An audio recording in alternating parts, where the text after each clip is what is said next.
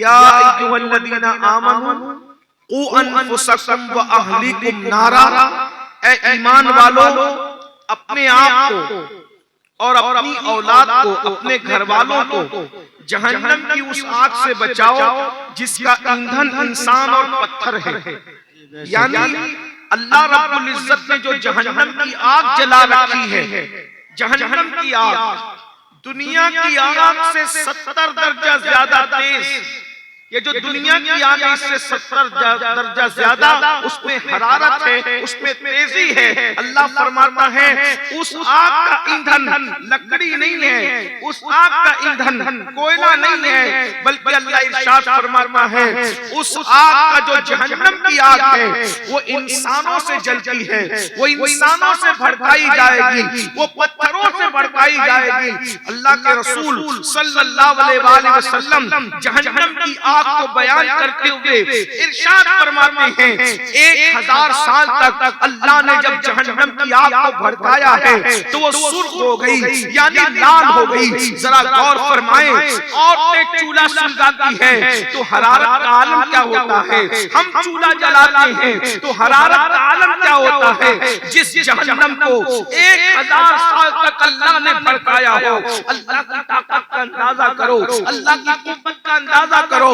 جس اللہ نے 1000 سال تک جہنم کی آگ کو بھڑکایا ہو، اس جہنم کی آگ کی حرارت کا عالم کیا ہوگا، اس کی تیزی کا عالم کیا ہوگا۔ اللہ کے سچے رسول صادق و مصدوق مصطفیٰ جان رحمت صلی اللہ علیہ وآلہ وسلم ارشاد فرما رہے ہیں 1000 سال تک کے جہنم کی آگ کو بھڑکایا گیا، وہ سرخ ہو گئی، وہ لال ہو گئی۔ فرماتے ہیں پھر مزید 1000 سال تک یعنی 2000 سال تک بھڑکایا گیا، وہ سفید ہو گئی۔ پھر فرمایا 1000 سال اور یعنی 3000 سال تک جب اس کو بھڑکایا گیا تو وہ کالی ہو گئی، وہ سیاہ ہو گئی۔ اب جہنم کی آگ میں کوئی روشنی نہیں ہے، جہنم کی آگ میں کوئی اجالا نہیں ہے۔ اللہ اکبر، جس پہ پتھر ڈالے جائیں تو پگھل جائیں، جس پہ پہاڑ ڈالے جائیں تو پگھل جائیں۔ ذرا غور کریں میرے بھائیوں، اور اگر بہنیں بھی موجود ہیں، مائیں بھی موجود ہیں، ان سے میں توجہ چاہتا ہوں۔ اللہ اکبر، جس پہ پہاڑ پگھل جائیں گے،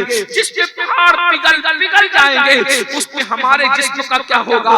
ہمارا جسم تو دنیا کی آگ سے بھی جل جاتا ہے، ہمارا جسم تو دنیا کی آگ سے بھی پگھل جاتا ہے۔ یہ دنیا کی آگ سے 70 درجہ زیادہ تیز و طرار وہ جہنم کی آگ، اللہ اکبر، جو آگ اللہ ایسی دردناک اور خطرناک آگ ہے جس پہ پہاڑ پگھل جائیں، اللہ اکبر، اس پہ ہمارے جسم کا کیا بنے گا؟ ایسی آگ سے بچنے کے لیے اللہ ہمیں حکم دے رہا ہے کہ تم بھی جہنم کی آگ سے بچو، اپنی اولاد کو بھی جہنم کی آگ سے بچاؤ۔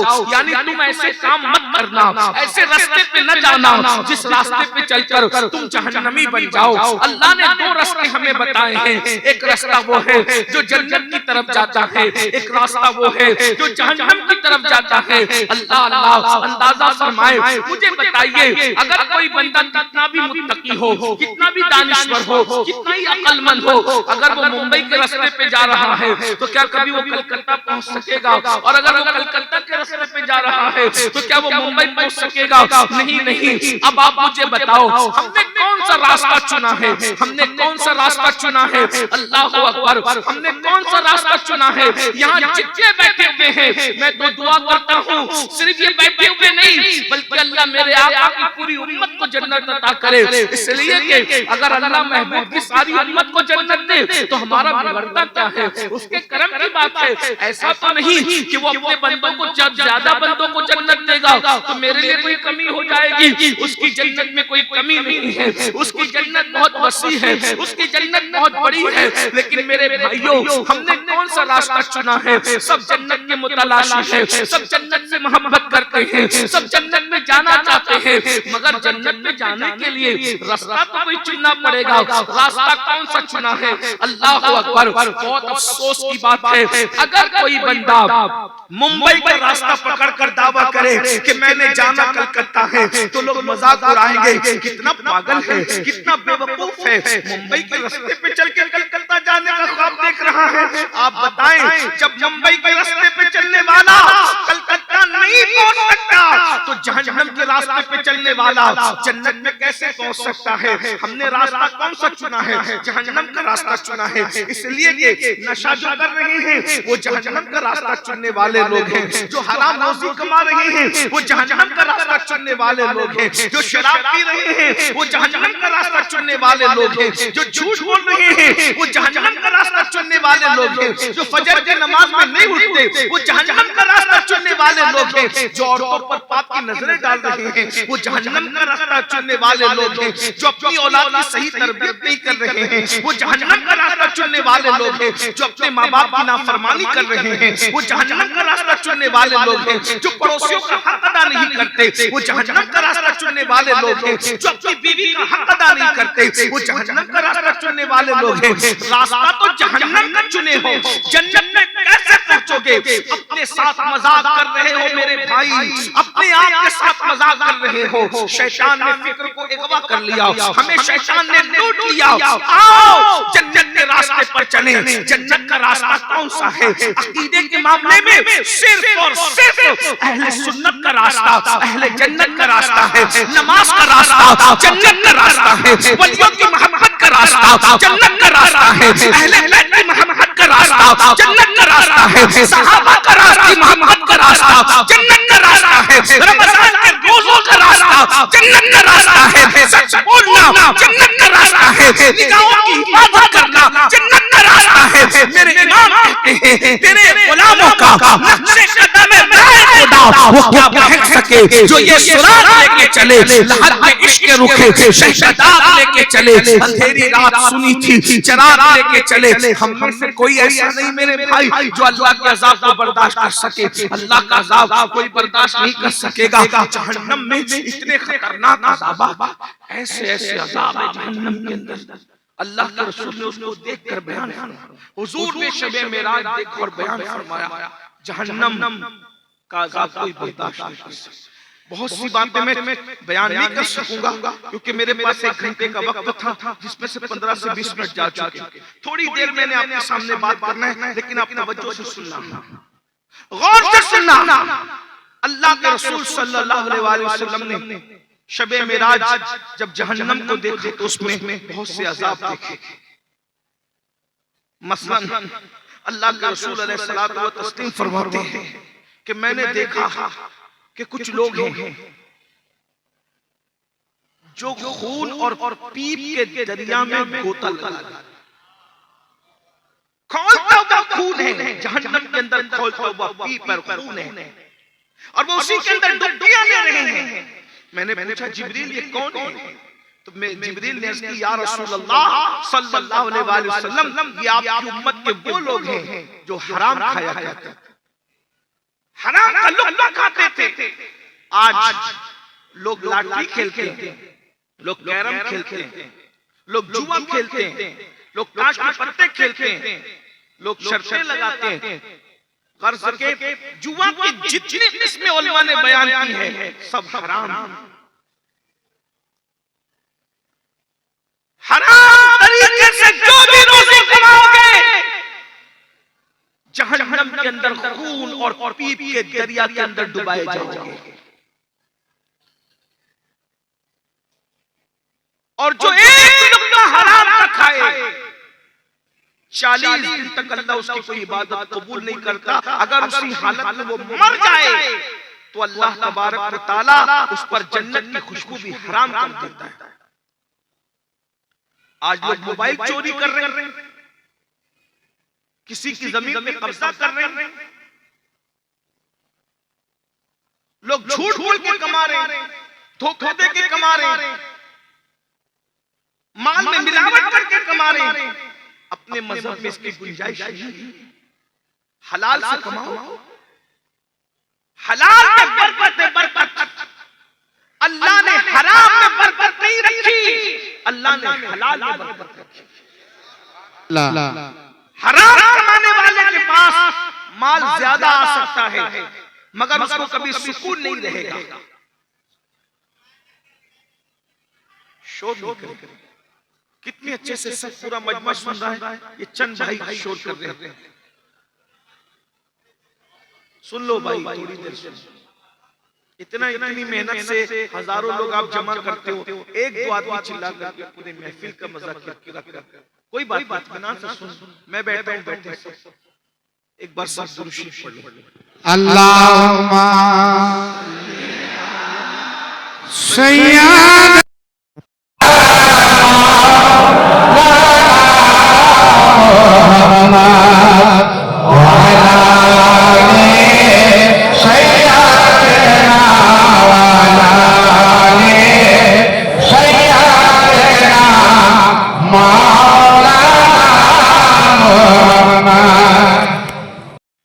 مذہب میں حلال ہمارے لیے لازم ہے، طلب الحلال فریضۃ علی کل مسلم، ہر مسلمان پہ حلال کا طلب کرنا فرض ہے، حلال کی برکت ہے۔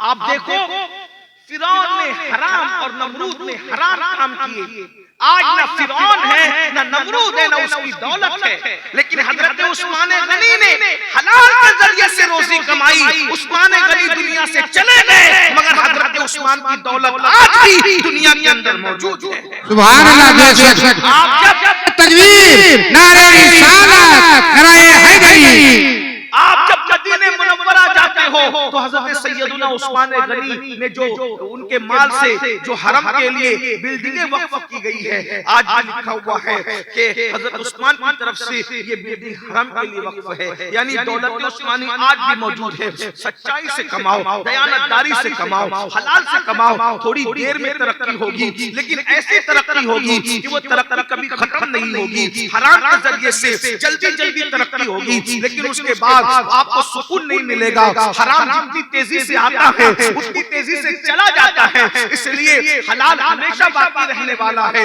حرام ہمیشہ باقی رہنے والا نہیں ہے۔ اس لیے میرے آقا صلی اللہ علیہ وآلہ وسلم نے فرمایا جہنم کے اندر میں نے خون اور پیپ کے دریا میں حرام کھانے والوں کو ڈوبتے دیکھا، ان کو ڈبکیاں لیتے دیکھا۔ اس کے بعد میرے آقا اور تم سب کے آقا و مولا مصطفیٰ جان رحمت مالک کونین صلی اللہ علیہ وآلہ وسلم ارشاد فرماتے ہیں میں نے کیا دیکھا کہ کچھ لوگ ہیں جو جن کے ناخن لوہے کے ہیں، لوہے کے ناخن ہیں اور لوہے کے ناخن سے وہ اپنے چہروں کو نوچ رہے ہیں، اپنے سینوں کو نوچ رہے ہیں۔ اللہ اکبر!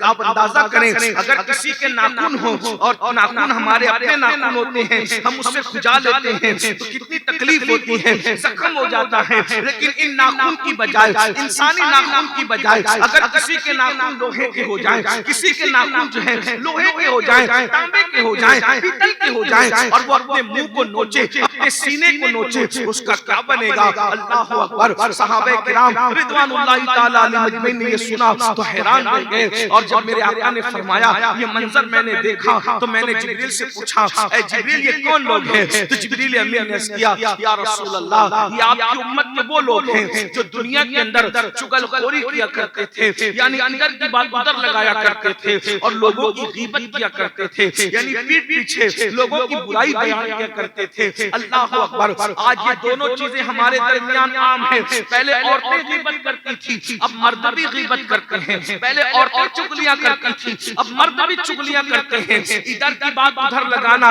اس کو چغلی کہتے ہیں۔ اللہ کے رسول صلی اللہ علیہ وآلہ وسلم ارشاد فرماتے ہیں چغل خوروں پر اللہ نے جنت کی خوشبو بھی حرام کر دی ہے، جو ادھر سے سن کے ادھر لگاتے ہیں، ادھر سے سن کے ادھر لگاتے ہیں، مسلمانوں میں جدائی پیدا کرتے ہیں، مسلمانوں میں اختلاف پیدا کرتے ہیں، میاں بیوی میں اختلاف پیدا کیا جا رہا ہے چغل خوری کی وجہ سے، بھائی بھائی میں دوریاں پیدا کی جاتی ہیں چغل خوری کی وجہ سے، پیر پیر میں دوریاں پیدا کی جاتی ہیں چغل خوری کی وجہ سے، عالم عالم میں دوریاں پیدا کی جاتی ہیں چغل خوری کی وجہ سے۔ اگر چغل خوری بند ہو جائے تو امت کے 90% جھگڑے ختم ہو جائیں۔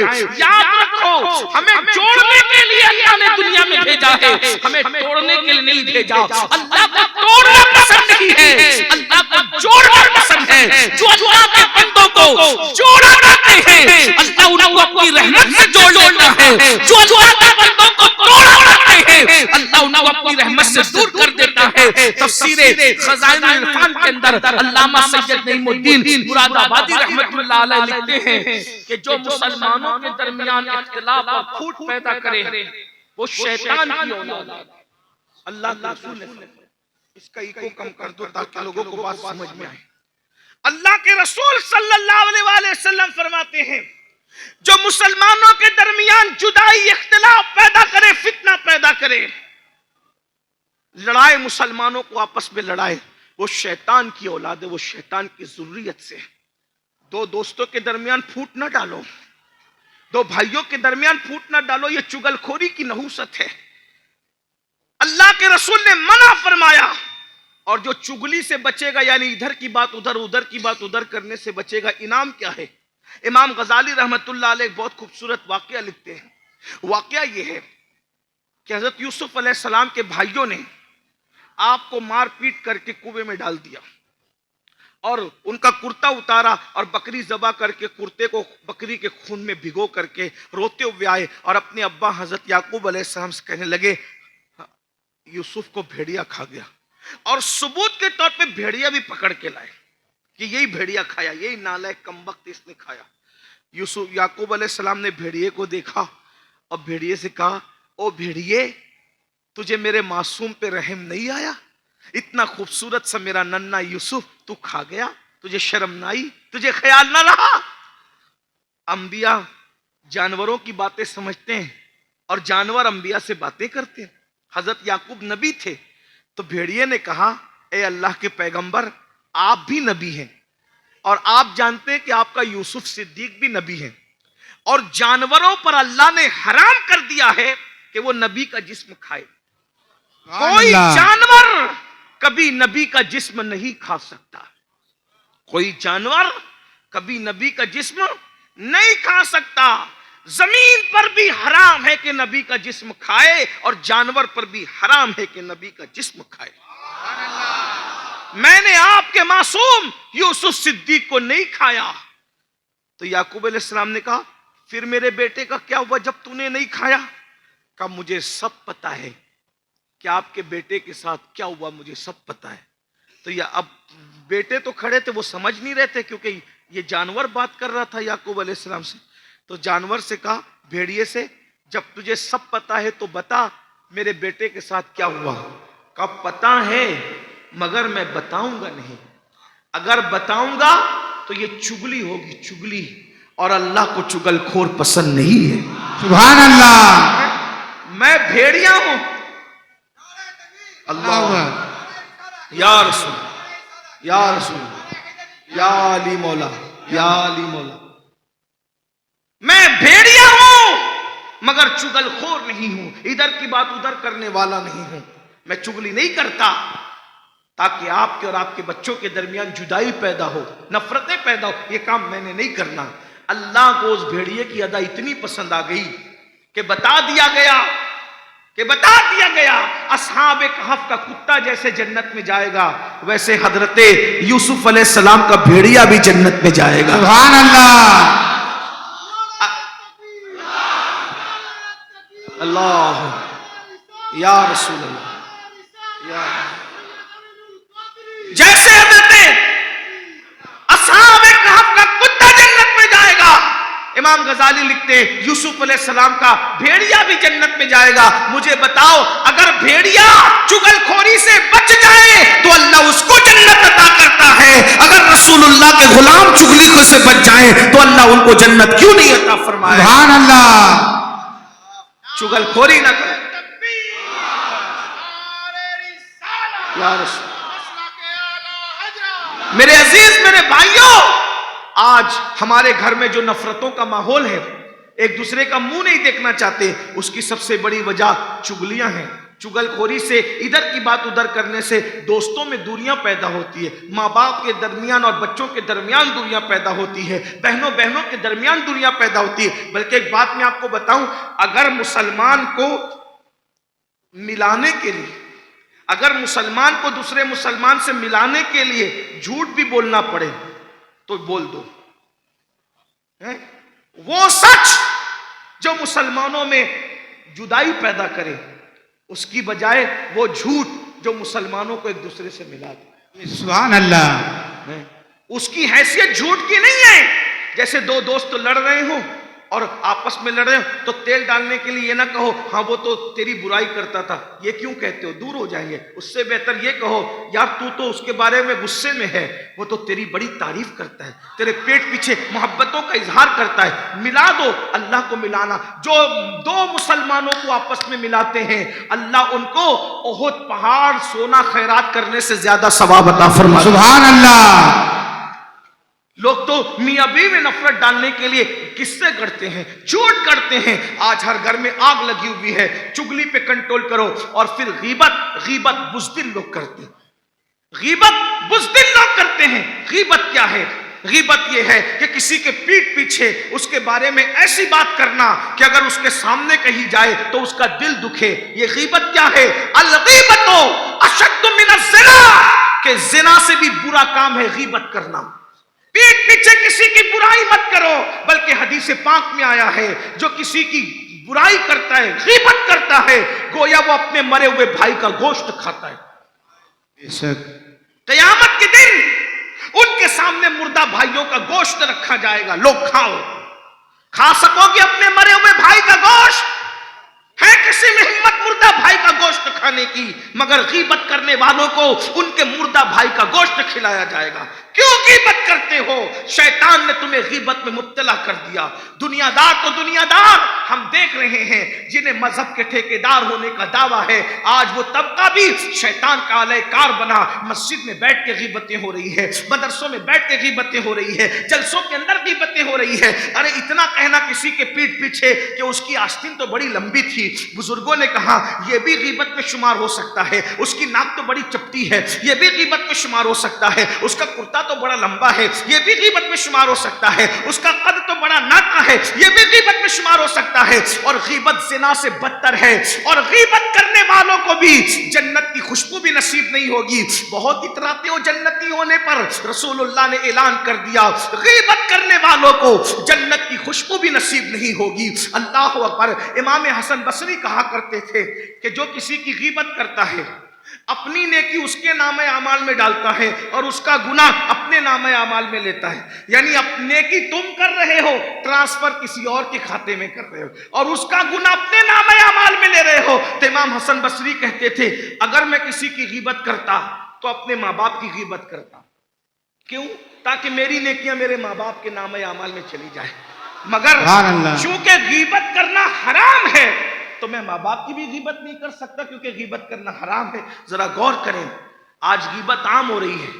کسی کے پیٹھ پیچھے، میں کہتا ہوں کسی کے پیٹھ پیچھے کسی کی بات کرنے سے اچھا ہے کہ اتنی دیر تک ہم کلمہ شریف پڑھ لیں، اتنی دیر تک ہم درود شریف پڑھ لیں۔ آج ہمارے چہروں پہ نور کیوں نہیں ہے؟ غیبت کی وجہ۔ مشرکوں کے منہ میں اور مسلمانوں کے منہ میں کتنا فرق ہے؟ ذرا دیکھو اپنا منہ آئینے میں جا کے دیکھو۔ ایک دور وہ تھا کہ لوگ مسلمانوں کے چہرے دیکھ کے مسلمان ہوتے تھے، آج ہمارے چہرے پہ وہ رونقیں نہیں ہیں، مومنانہ رونقیں نہیں ہیں۔ کاسمیٹک آئٹم استعمال کر رہے، خوبصورت داڑیاں رکھ رہے، خوبصورت ٹوپیاں پہن، لیکن وہ رونق نہیں ہے جو کبھی حضور غوث الاعظم دستگیر کے چہرے پہ دیکھی گئی، سبحان اللہ، جو کبھی سرکار غریب نواز کے چہرے پہ دیکھی گئی، جو کبھی امام اعظم کے چہرے پہ دیکھی گئی، جو حضرت محبوب الہی کے چہرے پہ دیکھی گئی۔ میرے بھائی اپنے وقت کا صحیح استعمال کرو۔ اور کتنی بڑی بات کہہ دی گئی کہ غیبت زنا سے بری چیز ہے۔ زنا سے بچتے ہو تو غیبت سے کیوں نہیں بچتے؟ اور ایک بات یہ بھی، لوگ اتنے متقی ہو گئے، سو کالڈ متقی، کہ ساری غیبت کرنے کے بعد آخری میں کہتے اللہ توبہ، ہم غیبت کرنے کے لیے تھوڑی کہہ رہے تھے، ہم تو ایسی بات بتانے کے لیے کہہ رہے تھے۔ تو اگر پیشاب کو شربت کہہ کے پیو گے تو کیا وہ پیشاب شربت ہو جائے گا؟ ساری غیبت کہہ کے بھی آخری میں کہتے ہو کہ ہم تو غیبت نہیں کر رہے تھے۔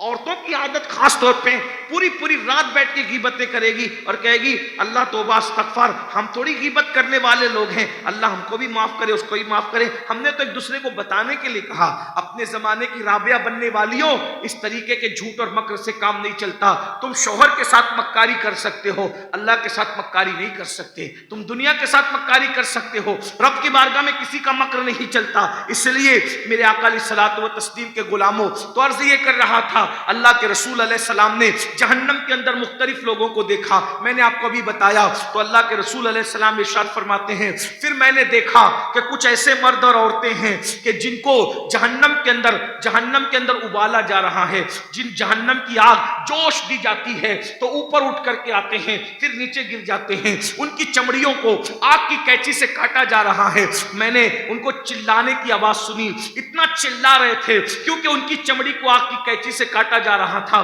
میں نے پوچھا جبریل یہ کون ہے؟ تو جبریل نے عرض کیا یا رسول اللہ یہ آپ کی امت کے وہ مرد اور عورتیں ہیں کہ جو سج دھج کے اس لیے نکلتے تھے، مرد اس لیے سج کے نکلتے تھے کہ عورتیں ان کو دیکھ کر ان کے مکر میں مبتلا ہو جائیں، اور عورتیں اس لیے سج دھج کے نکلتی تھی کہ مرد دیکھ کر کے ان کے چکر میں پڑ جائیں، یہ ایک دوسرے کو اپنے چکر میں پھنسانے کے لیے سجتے تھے۔ یعنی سجنا گناہ نہیں ہے، سنورنا گناہ نہیں ہے، اچھے بن ٹھن کے رہنا گناہ نہیں ہے، اس نیت سے سجنا سنورنا کہ عورتوں کو اپنے جال میں پھانسے، اور عورتیں اس نیت سے سجے سونے کہ مرد ہمیں دیکھیں اور ہمارے مکر میں مبتلا ہو جائیں، ایسے مرد اور عورتوں کی چمڑیوں کو آگ کی قینچی سے کاٹا جائے گا، ان کی چمڑی آگ کی قینچی سے کاٹی جائے گی۔ ذرا تصور میں تو لائیں، ایک ڈاکٹر آپریشن کرتے وقت بے ہوش کرتا ہے، سن کرتا ہے، اس کے بعد کتنی نزاکت سے کاٹنا ہے، پھر درد کی دوائیں دیتا ہے، جلن کی دوائیں دیتا ہے، اس کے باوجود بھی ہوش میں آنے کے بعد انسان بغیر پانی کی مچھلی کی طرح تڑپتا ہے۔ جب جہنم کی آگ کی قینچی سے کسی کا جسم کاٹا جائے گا، نہ بے ہوش کیا جائے گا، نہ درد کی دوا ہوگی، نہ کوئی سن کیا جائے گا، اس وقت تو تڑپنے کا عالم کیا ہوگا۔ سجنے سے کس نے منع کیا؟ لیکن شادیوں میں اس لیے بن سنور کے جاتے ہو تاکہ لڑکیوں کو اپنے چکر میں پھانس لو، لڑکیاں اس لیے بن سنور کے جائیں تاکہ مردوں کو اپنی طرف مائل کریں، یہ اپنے مذہب کی تعلیم نہیں۔ اس کے بعد اللہ کے سچے رسول صادق و مصدوق مصطفیٰ جان رحمت صلی اللہ علیہ وآلہ وسلم فرماتے ہیں میں نے دیکھا کہ جہنم کے اندر آگ کے درخت ہیں، اللہ کے رسول فرماتے ہیں جہنم کے اندر آگ کے درخت ہیں، اور آگ کے درختوں پر آگ کی شاخیں ہیں، اور آگ کی شاخوں پر لوگ الٹے لٹکے ہوئے ہیں۔ جہنم کے اندر آگ کے درخت، تھوڑی توجہ غور کریں، ہو سکتا ہے شاید یہ اس حدیث پاک کا آخری عنوان ہو، آگے میں نہ پڑھ سکوں، لیکن توجہ آپ کی خاص، بہنوں کی بیٹیوں کی خاص توجہ آپ کی بھی۔ جہنم کے اندر آگ ہی آگ ہے، اس میں آگ کے درخت ہیں، آگ کی شاخیں ہیں، اور آگ کی شاخوں میں کچھ انسان ہیں جو الٹے لٹکے ہوئے ہیں۔ میں نے پوچھا جبریل یہ کون ہے؟ تو جبریل امین عرض کرتے یا رسول اللہ یہ آپ کی امت کے وہ لوگ ہیں جو اپنے ماں باپ کا دل دکھایا کرتے تھے، جو اپنے ماں باپ کی نافرمانی کیا کرتے تھے، اپنے ماں باپ کو تکلیف پہنچایا کرتے تھے، ماں باپ کے سامنے اونچی آواز سے باتیں کیا کرتے تھے، ماں باپ کے سامنے چلا چلا کر باتیں کیا کرتے تھے، ماں باپ کو ڈانٹا کرتے تھے، ماں باپ کو ستایا کرتے تھے۔ آج آپ دیکھیے اللہ اکبر، رسول پاک صاحب الاولاد مالک کونین شہنشاہ دارین مصطفیٰ جان رحمت صلی اللہ علیہ وآلہ وسلم نے ساری چیزوں کو کھول کھول کر کے بیان کر دیا، اور بھی جہنم کا مشاہدہ بیان کیا۔ لیکن یہاں رک کر میں پوچھنا چاہتا ہوں یہ جن گناہوں کا میں ذکر کر رہا ہوں کیا ہم لوگ اس میں مبتلا نہیں ہیں؟ آج ماں باپ کو ڈانٹا جاتا ہے، ماں باپ کو جو ہے روب ان پر ڈالا جاتا ہے، ماں باپ کو اذیتیں دی جاتی ہے، ماں باپ کا دل دکھایا جاتا ہے۔ ارے وہ مذہب جس مذہب کے اندر کتے اور بکریوں کا بھی دل دکھانے کی اجازت نہیں دی گئی، آج اس مذہب کے ماننے والے لڑکے مذہب سے اتنا دور ہو گئے، لڑکیاں مذہب سے اتنا دور ہو گئی، اپنے ماں باپ کو ستاتے ہیں، ان کو ڈانٹتے ہیں۔ اگر ماں باپ بیمار ہو جائیں اور ان کے دواخانے کا بل دینے کی بات آئے تو چار بیٹے ہیں، چاروں آپس میں جھگڑا کرتے ہیں، تیری ماں نہیں ہے تو بل دے، تیرا باپ نہیں ہے تو بل دے۔ آپ سے پوچھنا چاہتا ہوں میرے بھائی یاد رکھنا اللہ اکبر، ماں باپ کی خدمت سے بڑی کیا نعمت ہو سکتی ہے؟ ماں باپ سے پہ خرچ کرنے سے زیادہ سعادت کی بات کیا ہو سکتی ہے؟ مسجد بنانے میں اتنا ثواب نہیں ملتا، مدرسے بنانے میں اتنا ثواب نہیں ملتا، جلسوں میں چندہ دینے میں اتنا ثواب نہیں ملتا، کسی پر خرچ کرنے میں اتنا ثواب نہیں ملتا۔ سب سے زیادہ ثواب اگر کسی چیز میں ملتا ہے تو ماں باپ پہ خرچ کرنے میں ملتا ہے۔ ماں باپ پہ خرچ کرنے کا جو اجر ہے تمہاری تمہارے ماں باپ پہ خرچ کرو. سب سے پہلے نمبر پہ تمہارے ماں باپ ہے. آج ہم دوستوں پہ تو خرچ کر رہے, کرنا چاہیے, بچوں پہ تو خرچ کر رہے, کرنا چاہیے, بیوی پہ تو خرچ کر رہے, کرنا چاہیے, لیکن ماں باپ پہ خرچ کیوں نہیں کرتے؟ جب ماں باپ پہ خرچ کرنے کی بات آتی ہے دل چھوٹا کرتے ہو. یاد رکھنا, جو ماں باپ کی خوشی کے لیے ان پہ خرچ کرے گا اللہ اس کی نسلوں کو مالدار کرے گا, اللہ اس کی 7 پشتوں کو مالدار کرے گا. اس لیے کہ جو لمبی عمر چاہتا ہے وہ ماں باپ کی خدمت کرے. آپ جانتے ہیں اللہ کے رسول, سچے رسول, صادق و مصدوق مصطفیٰ جان رحمت صلی اللہ علیہ وآلہ وسلم فرماتے ہیں ماں باپ کی خدمت کرنے والے کی عمر صرف 3 دن رہ جاتی ہے. ماں باپ کی خدمت کرنے والے کی عمر صرف 3 دن بچتی ہے. تو ماں باپ کی خدمت کی برکت سے اللہ اس 3 دن کو کبھی 3 سال بڑھا دیتا ہے. سبحان اللہ. کوئی ڈاکٹر عمر نہیں بڑھا سکتا, بڑے سے بڑا ڈاکٹر عمر نہیں بڑھا سکتا, بڑے سے بڑا عالم تعویذ دے کر عمر نہیں بڑھا سکتا, لیکن یہ ماں باپ کی خدمت ہے. اگر مرنے میں صرف 3 دن بچے ہیں تو ماں باپ کی خدمت کی برکت سے اللہ 3 دن کی عمر کو 3 سال تک بڑھاتا ہے. اگر خدمت اور زیادہ ہے تو صرف 3 سال نہیں بلکہ اللہ 30 سال تک بھی بڑھا دیتا ہے. اور پھر میرے آقا فرماتے ہیں, اللہ کے سچے رسول فرماتے ہیں, فقی ابو اللہ سمرقندی اس حدیث کو لکھ رہے, حوالہ بھی نوٹ کرتے جائے, ایسے نہیں سمجھے کہ میں یوں ہی کہہ رہا ہوں, یوں ہی نہیں کہہ رہا ہوں. اتنے بڑے فقیہ امام الفقہا, فقہ حنفی کی جب تاریخ مرتب ہوتی ہے تو فقی ابو اللہ سمرقندی کے بغیر مکمل نہیں ہوتی. وہ عظیم ہستی ہے فقیہ. فقی ابو اللہ سمرقندی رضی اللہ تعالیٰ عنہ ارشاد فرما رہے, لکھ رہے حدیث پاک کہ 3 دن کی عمر 3 سال میں بدل جاتی ہے, اور کبھی خدمت زیادہ ہوتی ہے تو 3 سال 30 سال تک پہنچ جاتے ہیں. اور اگر کوئی اپنے ماں باپ کو ستاتا ہے, تکلیف پہنچاتا ہے, دل دکھاتا ہے, اذیت پہنچاتا ہے اور اس کی عمر 30 سال ہوتی ہے تو اللہ 30 سال کو گھٹا کے کبھی 3 سال کر دیتا ہے. اور بدتمیزی کرتا ہے تو وہ 3 سال بھی 3 دن میں تبدیل ہو جاتے ہیں اور انسان جلدی دنیا سے چلا جاتا ہے. غور فرمائیے, آج کے لڑکے بوڑھے ماں باپ کو گھر کا کچرا سمجھتے ہیں, ان کو کوئی اہمیت نہیں دیتے. علماء آ جائیں, مشائخ آ جائیں, سادات آ جائیں, بزرگ آ جائیں, ان کے ہاتھ چومنے کے لیے ہزاروں کی بھیڑ جمع ہوتی ہے. اچھی بات ہے, ہم منع نہیں کرتے, بالکل منع نہیں. چومو سیدوں کے ہاتھ برکت ملے گی, چومو علماء کے ہاتھ برکت ملے گی, چومو پیروں کے ہاتھ برکت ملے گی, لیکن ان علماء کی موجودگی میں کہہ رہا ہوں کسی بھی بزرگ کا ہاتھ چومنے میں وہ برکت نہیں ہے جو تمہارے ماں باپ کے ہاتھ چومنے میں برکت ہے. سبحان اللہ. آپ کیا سمجھ رہے ہو؟ ان بڈھے ماں باپ کو جو تم نے گھر کا کچرا سمجھا ہے, تمہارا سب سے بڑا مرشد تمہارے ماں باپ ہیں. تمہارے لیے کوئی دعا کر دے, اگر امین القادری دعا کر دے, یہ بزرگ لوگ دعا کر دیں, اللہ چاہے تو دعا رد کرے, اللہ چاہے تو دعا کو قبول کر لے, اللہ کی مرضی پر ہے. اللہ سے کوئی پوچھنے والا ہے؟ جب وہ یوسف علیہ السلام کے خواب کو پورا کرنے میں 50 سال لگاتا ہے, 50 سال گزار کے بے نیاز ہے. حضرت نوح علیہ السلام کی دعا کا اثر ظاہر کرنے میں 50 سال لگاتا ہے, اس کی اپنی شان ہے. حضرت ابراہیم علیہ السلام جب حضرت لوط علیہ السلام کی قوم کے لیے دعا کرتے ہیں کہ اللہ میرے لوط کی قوم پر عذاب نازل نہ فرما, تو اللہ کہتا ہے ابراہیم تو میرا خلیل ضرور ہے, تو میرا پیارا ہے, لیکن اس کی قوم کے لیے دعا نہیں کرنا, لوط کی قوم کے لیے دعا نہیں کرنا, میں نے عذاب نازل کرنے کا فیصلہ کر لیا. ابراہیم خلیل جیسے کو دعا کرنے سے روک دیا جاتا ہے. دنیا میں 2 ہی ہستیاں ہیں جس کی دعا رد نہیں ہوتی. نمبر 1 سید الانبیاء کی دعا امت کے لیے, حضور کی دعا امت کے لیے. میرے نبی جب اپنی امت کے لیے ہاتھ اٹھاتے ہیں تو اللہ رد نہیں کرتا. عنایت کا جوڑا, اجابت کا صحرا, دلہن بن کے نکلی, دعائے محمد اجابت میں جھک کر گلے سے لگایا بڑی ناز سے جب دعائے محمد. سبحان اللہ. سب کی دعائیں اجابت تلاش کرتی ہیں اور میرے نبی کی دعا کو اجابت ڈھونڈتی نظر آتی. نعرے تکبیر, نعرے رسالت. جس کی دعا کے لیے اجابت جھک جاتی ہے اس کو دعائے محمد الرسول اللہ کہتے ہیں. سبحان اللہ.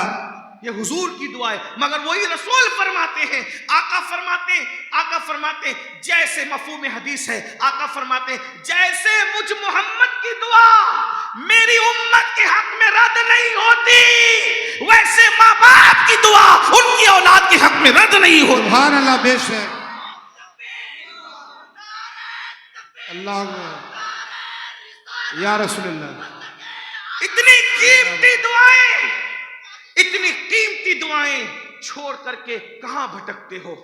ماں باپ کی دعاؤں نے کسی کو ولی بنایا، ماں باپ کی دعاؤں نے کسی کو مالدار بنایا، بے شک ماں باپ کی دعاؤں نے کسی کو کتنی بلندی پہ، حضرت اویس قرنی جو اویس قرنی بنے ہیں، یہ ماں کی دعا کی برکت ہے۔ مخدوم ماہیمی جو مخدوم بنے، ماں کی دعا کی برکت ہے۔ بایزید بستامی جن کے لیے حضرت جنید بغدادی کہا کرتے تھے کہ بایزید کو ولیوں میں وہ مقام حاصل ہے جو جبریل کو فرشتوں میں مقام حاصل ہے، یہ مقام حضرت بایزید بستامی کو کیسے ملا؟ ماں کی دعا کی برکت سے ملا۔ سبحان اللہ، بے شک ارے جن ماں باپ کی دعا سے ولایت مل جاتی ہے، ان ماں باپ کی دعا سے روزی نہ ملے گی؟ روزی کے لیے بھٹکتے ہو، سب سے دعا کروا رہے ہو، پنڈوا شریف جا رہے ہو دعا کروا رہے ہو، کچوڑا شریف جا رہے ہو دعا کروا رہے ہو، مارے شریف جا رہے ہو دعا کروا رہے ہو، اجمیر شریف جا رہے ہو دعا کروا رہے ہو، سب جگہ جاؤ، کہیں منع نہیں ہے، لیکن تمہارے گھر میں جنت ہے۔ سبحان اللہ، تمہارے گھر میں محسوس کرو، اللہ نے جنت تمہارے گھر میں اتاری ہے۔ تم تو ہرن کی طرح کر رہے ہو، جیسے ہرن کی ناک میں مشک ہے اور وہ پورا جنگل گھوم رہی ہے، کدھر ہے خوشبو، کدھر ہے، وہ پاگل ہوئی ہرن۔ سب جگہ جاؤ لیکن پہلے اپنے ماں باپ کے قدموں پہ گرو، ان سے دعا لو۔ کسی خوبصورت سے خوبصورت انسان کو دیکھ کر وہ ثواب نہیں ملتا جو ماں باپ کے جھری پڑے ہوئے چہروں کو دیکھ کر ملتا ہے۔ سبحان اللہ، میرے آقا فرماتے ہیں جو ماں باپ کا چہرہ دیکھے اللہ اسے مقبول حج کا ثواب عطا فرمائے۔ بے شک بس بات سمیٹ کو ختم کرتے ہوئے کروں، اگر کچھ بننا چاہتے ہو ماں باپ کے ساتھ اچھا سلوک کرو۔ ہم آئلہ محمد کہتے ہیں صلی اللہ علیہ وسلم، اگر کسی کو چھڑانے کے لیے کہتے ہو تو تم جانو تمہارا کام جانو، لیکن جس دل میں رسول اللہ کی محبت ہے، جو عاشق رسول ہے، وہ ماں باپ کا کبھی غدار نہیں ہو سکتا۔ جی، عاشق رسول کی پہچان ہے کہ وہ ماں باپ کا وفادار ہوگا۔ حضرت بلال کو دیکھو، عاشق رسول ماں کے کیسے وفادار، حضرت اویس قرنی کو دیکھو ماں کے کیسے وفادار، حضور غوث الاعظم دستگیر کو دیکھو ماں کے کیسے وفادار۔ ماں نے ایک جملہ کہہ دیا گھر سے نکلتے ہو، پوری زندگی اس پہ عمل کیا۔ اور ہمارے نبی ماں سے کتنا پیار کرتے تھے۔ ہمارے نبی کو نبی یہ امی کہتے ہیں۔ ہمارے نبی کا لقب کیا ہے؟ نبی یہ امی۔ اب لوگ اس پہ دھوکہ کھا گئے، کہنے لگے وہ تو ان پڑھ ہے۔ ارے پاگل، جو ان پڑھ ہوگا وہ کائنات کو کیسے پڑھائے گا؟ سبحان اللہ، کبھی کسی ان پڑھ کو پڑھاتے بھی دیکھا ہے؟ ان پڑھ کو پڑھنے کی ضرورت ہے، پڑھانے کی ضرورت نہیں ہے۔ اور حضور فرماتے بعثت معلما، کہ میں تو معلم بنا کر بھیجا گیا۔ سبحان اللہ، سب آ کر معلم بنے ہیں اور حضور بنا کر بھیجے گئے۔ سبحان اللہ، بے شک میرے امام کہتے ہیں ایسا امی کس لیے منت کشے استاد ہو، ایسا امی کس لیے منت کشے استاد ہو، کیا کفایت اس کو اقرا ربک الاکرم نہیں؟ اللہ، جس کو اللہ نے پڑھا کے بھیجا ہو اس کو استاد کی ضرورت کیا ہے؟ سبحان اللہ، نبی کو ان پڑھ کہنے والا جاہل ہے، نبی ان پڑھ نہیں ہے، نبی تو پڑھانے آئے ہیں۔ نبی تو، یہ میرا عنوان نہیں لیکن بات آئی تو عرض کروں، ایک ان پڑھ ہے، اس کو اسٹیج پہ بلا کر بولو پڑھو تو لوگ کیا کہیں گے؟ مولوی صاحب پاگل ہوئے ہو، ان پڑھ کو پڑھو بولنا یہ جہالت ہے۔ صحیح ہے کہ نہیں؟ ایک آدمی ہے جو تقریر کرنا نہیں جانتا، اس کو اٹھا کے بولو تقریر کرو، بولے مجھے آتی نہیں۔ ظلم نہ کرو مجھ پہ، میں تقریر کرنا نہیں جانتا۔ ایک آدمی نعت پڑھنا نہیں جانتا، اس کو نعت پڑھو، لیکن آپ پاگل ہوئے ہو زبردستی، مجھ سے کیا کام لے رہے ہو؟ سنار کا کام لوہار نہیں کرتے، لوہار کا کام سنار نہیں کرتے، ایسے ہی اب نبی پر جو پہلی آیت آئی، نبی پر پہلی آیت کون سی آئی؟ اقرا، مطلب پڑھو. جو ان پڑھ ہو اس کو اللہ پڑھنے کے لیے کیسے کہے گا؟ بتائیے. اقرا بتا رہی ہے کہ نبی ان پڑھ نہیں تھے، جبریل کے آنے سے پہلے انہیں پڑھا لکھا کر کے بھیجا گیا تھا. سبحان اللہ. وہ تو معلم بن کر کے آئے تھے نا، انہیں معلم. تو بہرحال بحث دوسری طرف جا رہی ہے، لیکن میں کیا کہہ رہا ہوں، حضور کا لقب ہے امی. اب اس کے بہت سے معنی ہیں. امی کا ایک معنی بے پڑھے کائنات کو پڑھانے والا. امی کا ایک معنی اللہ کا ڈائریکٹ شاگرد، الرحمن علم القرآن وعلمک ما لم تکن تعلم وکان فضل اللہ علیک عظیما. امی کا ایک معنی مکے کا نام ہے ام القرآ. مکے کا کیا نام ہے؟ بکہ اس کا نام، مکہ اس کا نام، بلد امین اس کا نام. تو مکے کا ایک نام کیا ہے؟ ام القرآ. تو جیسے اندور کا رہنے والا اندوری، لکھنؤ کا رہنے والا لکھنوی، تو جو ام القرآ میں رہتا ہے اس کو کیا کہیں گے؟ امی. یعنی ام القرآ کا رہنے والا. تو نبی امی ہے نا، حضور مکے میں پیدا، ام القرآ میں پیدا ہوئے. لیکن امی کا ایک معنی اور سن لیں جو مفسرین نے بیان کیا، اور اس پہ بات پوری ہوتی ہے. توجہ کریں. ام ماں کو کہتے، ماں کو کہتے، اور امی ماں والا. امی مطلب ماں والا. اب ماں والے تو سبھی ہیں. آپ کا دھیان ہے تو میں بات کروں گا، ورنہ بات پوری ہو گئی ہے نا. تو میری بات سمجھ میں آ رہی ہے؟ ہاں توجہ. یہ اس عنوان، یہ اس محفل کی اختتامی گفتگو ہے، لیکن دھیان سے سننا. ہمارے نبی کا آپ نے بہت کچھ سنا سیرت کا، یہ پہلو بھی سنے. حضور ماں سے کتنی محبت کرتے. حضور کو امی اس بنیاد پر بھی کہا گیا ماں والا. ماں والا ہے مطلب ارے سبھی ماں والے. بن ماں کا کون ہے؟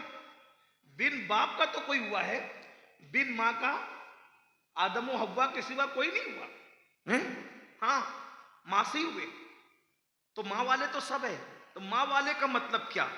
اصل میں جس کو جس سے زیادہ رغبت اور محبت کرتے دیکھتے ہیں تو کہتے ہیں، جس کو علم سے زیادہ محبت، تو کیا کہتے ہیں؟ جو رات دن علم میں گھسا رہتا بولتے ہیں یہ علم والا ہے. جو تقوی میں بہت زیادہ ڈوبا رہتا تو کیا کہتے ہیں؟ تقوی والا ہے. جو انسان جس چیز سے رغبت رکھتا ہے تو اس کو کیا کہتے ہیں؟ یہ وہ والا ہے، یہ وہ والا ہے. تو جب نبی کو سب سے زیادہ ماں سے پیار کرتے دیکھا تو لوگوں نے کہا یہ نبی یہ امی ہے، یہ نبی تو ماں والا ہے. سبحان اللہ. اور نبی نے ماں سے کتنا پیار کیا، اب اس کو سن لیجیے. ٹائم میرا پورا ہوا لیکن اجازت ہے میں بتا تو اس پہ نبی نے پاک نے ماں سے کتنا پیار کیا. نبی نے ماں سے کتنا پیار کیا. ایک مرتبہ صحابہ کرام کے درمیان حضور تشریف فرما تھے. اللہ کے رسول جلوگر تھے. ایسے میں ایک بوڑھی عورت بڑی بھی لکڑی ٹیکتے ٹیکتے آئی. اس کی کمر ہلکی سی جھک چکی تھی، اس کے بدن پہ کمبل تھا. اللہ کے رسول نے اس کو دیکھا، صحابہ کو چھوڑ کے اٹھ کے کھڑے ہو گئے. آقا صحابہ کو چھوڑ کے اٹھ کے کھڑے ہو گئے اور اس بڑی بی کے پاس، بڑھیا کے پاس جا کر کے بیٹھے اور اس کے لیے اپنی کمبل بچھائی اور اس کو کمبل بچھا کے اپنی کمبل پہ بٹھایا.